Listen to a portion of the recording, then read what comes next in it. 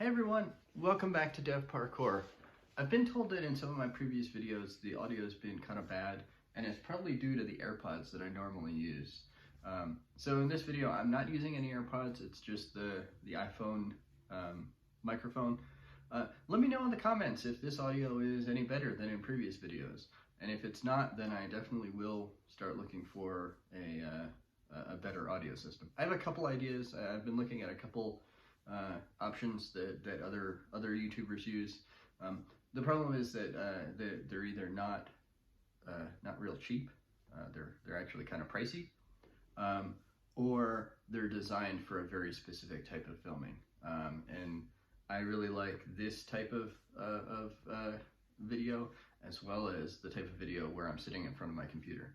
In front of my computer seems to be totally fine, and realistically, if I wanted to get better audio equipment for that, I could just find pretty much any microphone that just plugs into the computer. That's not an issue. But doing this sort of video, I want to be able to stand a significant distance away from the camera, and ideally, you know, I don't necessarily want to be tied to my desk area and my chair when I'm doing these videos. But that's not what this video is about. This video is about debugging and how to approach debugging. And as you might see from the title, my recommendation is totally unironically to ask stupid questions.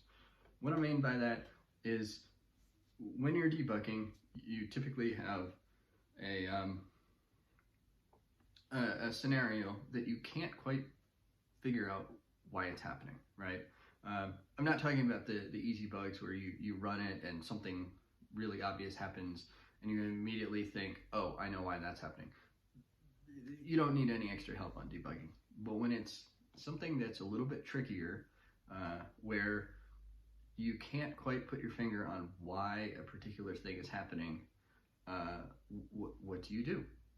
And my recommendation really is ask stupid questions. Don't assume that you know what the code is doing. Don't assume that you know what the computer is doing. Don't assume that you wrote the code correctly. Don't assume that someone else wrote the code correctly. Go into it with absolutely no assumptions, because that's what the computer does.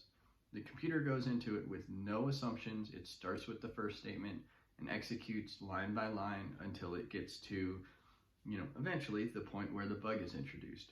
So if you have a tool like Visual Studio where you can set breakpoints and set you know, watch variables, so watch variables are, or the watch window is a way you can watch the value of variables as they change throughout your function. Use that sort of thing. If you're using something like PHP and you haven't connected Xdebug to your PHP app, by the way, I have videos on that. I'll leave them linked in the video description. I highly recommend Xdebug. I haven't quite gotten it working with WordPress yet. WordPress is a little bit of a different animal, but I can work on that for a future video. Leave a comment down below if that's something you're interested in. It'll probably happen anyway, but it'll be good to see what interest is out there. If you're not using Xdebug, you're basically limited to things like print and echo and var dump and error log. But do something that shows the value of variables that you expect to you know, have a certain value at each step along the way, especially in very intense, very convoluted code. Now, another thing you could do is, and this definitely still fits within the same vein of asking stupid questions, is write unit tests. If the code that you're working with is testable, which that could be a big if, that could be a big assumption depending on the code that you're working with. If the code that you're working with is easily unit testable, write some unit tests to test the assumptions that you have. If you assume that putting in a number between 0 and 10 will provide a certain result, test that assumption. Start with a number like 0, a number like 10, and maybe something in between like 5, and verify that that is the result that you actually get. If you aren't really sure what's going on, unit tests can be a good way to actually kind of debug and analyze and print out, because most unit testing frameworks will tell you in no uncertain terms, you said that I should expect X, and instead you gave me Y. It'll tell you what comes out. If an exception gets thrown, it'll tell you the exception that got thrown. You don't have to worry as much about it being kind of eaten, swallowed by the rest of the code around it. And the other nice thing is you don't have to run the full app. So if you can unit test, if your code is in a state where you can actually run unit tests on it, that's a great way to debug. But at the very least, test your assumptions. Make sure you're aware of what assumptions you're going into your debugging session with, and make sure that you have print statements or something along those lines to be able to validate those assumptions, to make sure that those assumptions are in fact true. Because more likely than not, if you're dealing with a situation and you can't understand what's going on, it means one of your assumptions is wrong. It may not be an assumption even that you realize you're making. It could be something that you just take for granted. Oh, I assume that this is always going to be, this variable is always going to be true. It'll never be false. Well, maybe it's false. Write a print statement.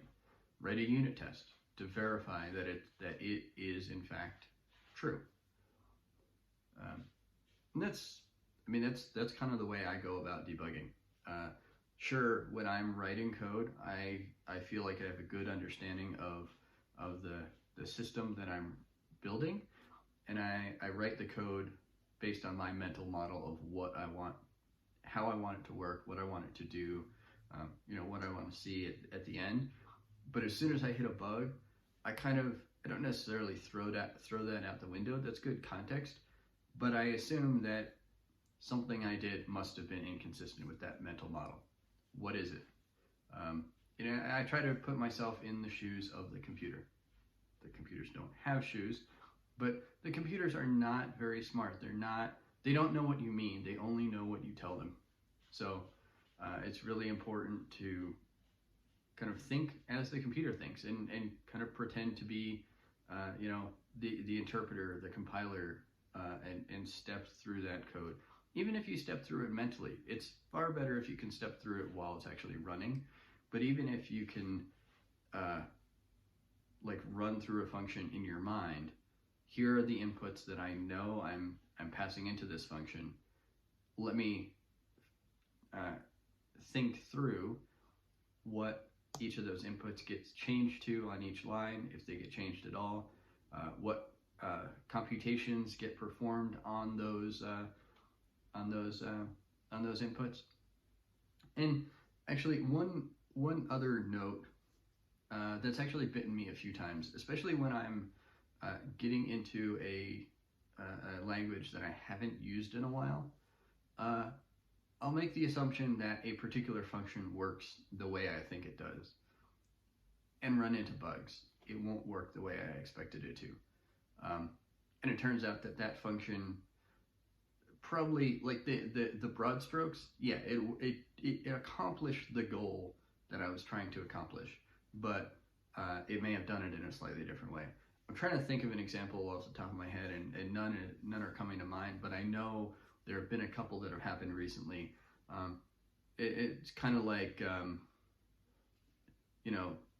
one potential example would be, like, does this function mutate the array that it's operating on, right? Like in JavaScript, right? The sort function, the array.prototype.sort, that mutates the array that it's operating on, right? And depending on, I've run into this. This is actually one that I have done. I've tried to assign the result of sort to an array, to a new variable. Don't do that. Nope. Sort mutates the array. So if you want a new array, first clone the existing array and then sort that new array so you don't modify the existing array. That's kind of a very specific example, but certainly one that the way that I debugged it was I tested my assumptions. I started with let's look at the original array. Let's look at the array, the variable that I'm trying to save this sorted array to, and look at those values after every single statement. Before the sort statement, my original array, exactly as I left it. After the sort statement, original array is sorted. That's not what I wanted. That's an issue. That's why it's causing a bug. And just by doing that, I was able to find the bug, fix the bug. Super simple fix, and I didn't spend hours and hours and hours agonizing over what might be going on. So really, ask stupid questions. Leave your assumptions at the door. Don't assume anything. Make sure you test any assumptions that you have before banging your head against the wall. Debugging will be a lot less stressful that way, and you'll be more productive. So hopefully this video was helpful. Hopefully the audio came through. If you liked it, go ahead and hit that thumbs up button. If the audio was good, also hit that thumbs up button. Let me know that this video is working out better than other videos. Please subscribe to the channel if you haven't already. I appreciate that. I talk about a lot of different software engineering topics like this. I do some code sharing on my computer, and I have fun with the channel. I really like doing all the different things. So if you have a specific topic that you want to hear more about, either that I've already done a video on and you want a deeper dive on it, or something that I haven't done a video on, anything is welcome. Like I said, I really enjoy doing this. I really enjoy getting into a lot of different areas of software engineering. So I hope you enjoy it as much as I do. Please subscribe, hit that notification bell, leave a comment down below, and like I said, like the video. I appreciate that. And I hope to see you in the next one, which should be tomorrow. Thanks for watching.